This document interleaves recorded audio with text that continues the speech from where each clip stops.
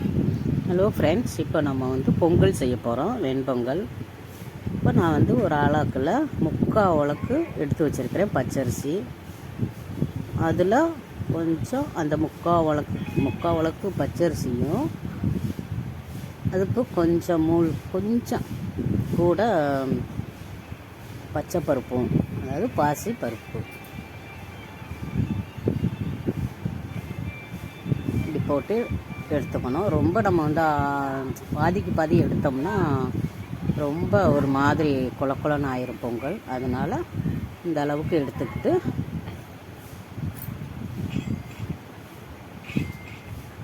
இப்போ அதை வந்து நம்ம நல்லா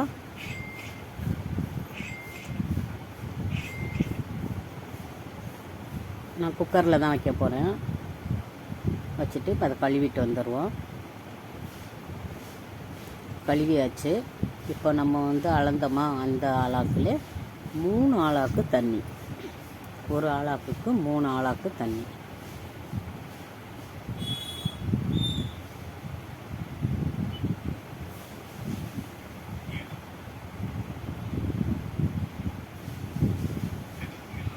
அதே அளவு தான் எடுத்துக்கணும். நம்ம எவ்வளவு அளந்து வச்சுருக்கோமோ அதே அளவு தான் தண்ணி. 3 ஆளாக்கு தண்ணி எடுத்துகிட்டு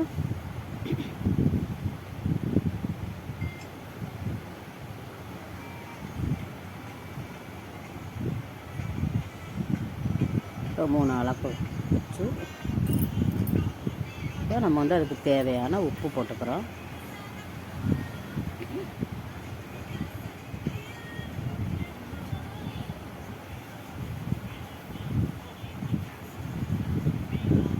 இப்போ நம்ம அதை வந்து குக்கரில் வந்து விசில் போட்டு வச்சுக்கிறோம். அது ஒரு 4-5 விசில் வர வச்சுட்டு நம்ம விசில் ரிலீஸ் பண்ணிவிட்டு இப்போ நம்ம ஓப்பன் பண்ணுறோம். பாருங்கள், நல்லா குழஞ்சி வந்திருக்குது.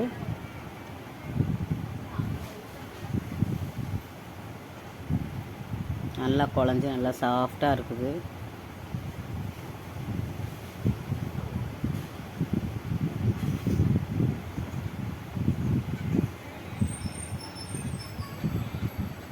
இப்போ இதுக்கு வந்து நம்ம ஒரு தாளிப்பு,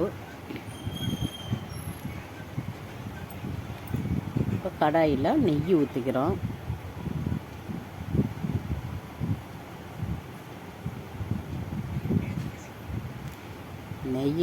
நெய்யை வந்து ஃப்ரிட்ஜில் வச்சதுனால அப்படி கட்டி ஆயிடுச்சு.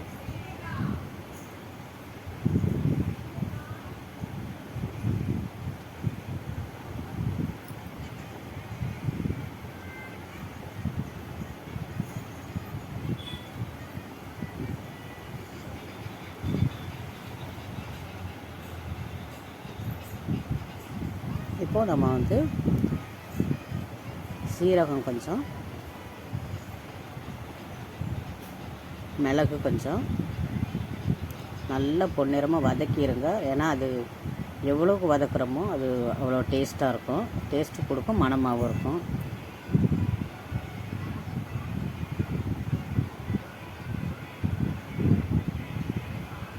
இஞ்சி கொஞ்சம் கட் பண்ணி வச்சுருக்கேன், இதில் இஞ்சி சேர்த்துக்குங்க. பச்சை மிளகா கொஞ்சம், ஒரு 2 பச்சை மிளகா,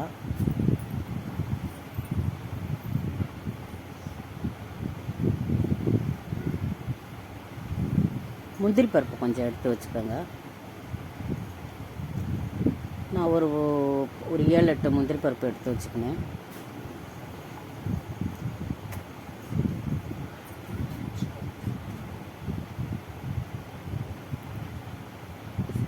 லாஸ்ட்டில் கருவேப்பிலை போட்டு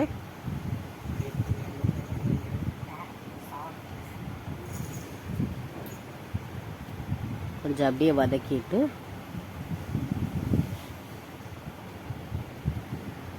வதக்கி விட்டு இப்போ அதை எடுத்து நம்ம வந்து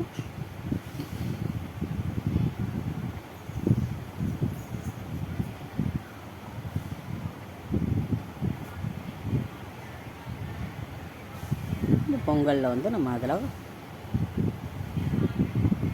போட்டு நல்லா அதை கலந்து விடணும்.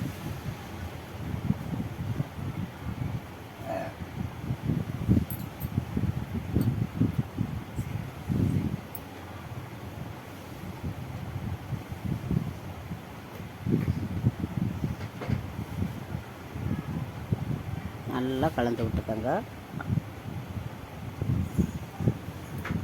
கிளறும் போதே நல்லா வாசமாக இருக்குது, நல்லா இருக்குது.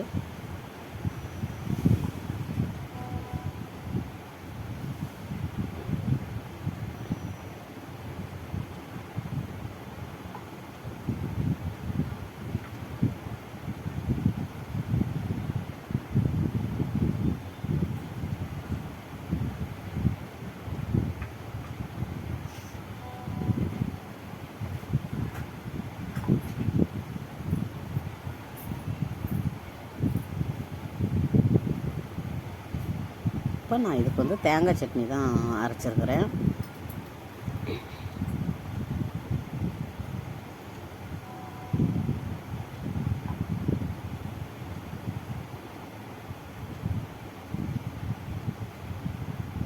நல்லா வந்திருக்குது.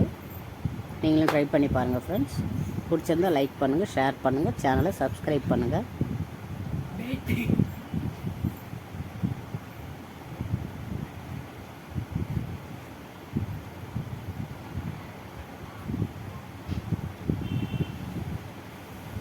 Thank you friends.